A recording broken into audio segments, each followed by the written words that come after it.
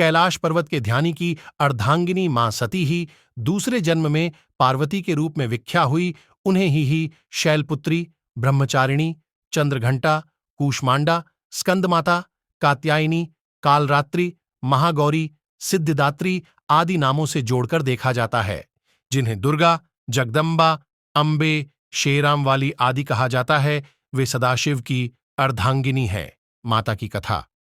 आदि सतयुग के राजा दक्ष की पुत्री सती माता को शक्ति कहा जाता है। शिव के कारण उनका नाम शक्ति हो गया। हालांकि उनका असली नाम दाक्षायणी था।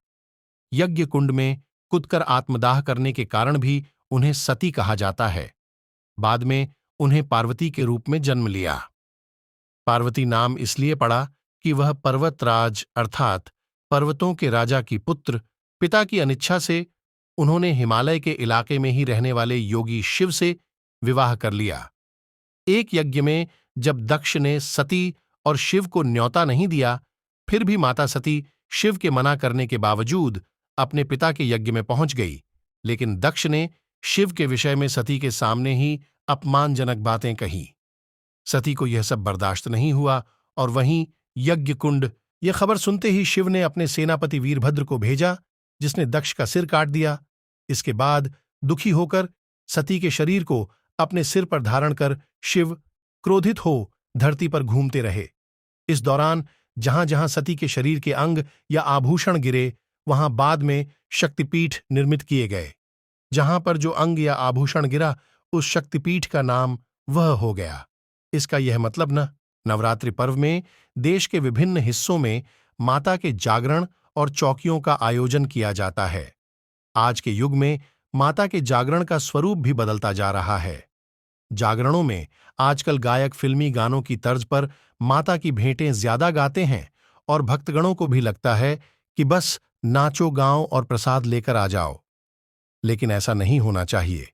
इस आयोजन की जो शश है, प्राचीन काल से माता के जागरण में महारानी तारा देवी की कथा कहने सुनने की परंपरा चली आई है। ये बात सभी को ध्यान रखनी चाहिए कि बिना इस कथा के जागरण को संपूर्ण नहीं माना जाता है। कलयुग में दुर्गा शक्ति की पूजा से ही भक्तों के मन की मनोकामना पूर्ण होती है और मन को शांति मिलती है। इसलिए यदि जागरण करवा रहे हैं या जागरण में भाग ले रहे, महाराजा दक्ष की दो पुत्रियां तारा देवी एवं रुक्मण भगवती दुर्गा जी की भक्ति में अटूट विश्वास रखती थीं।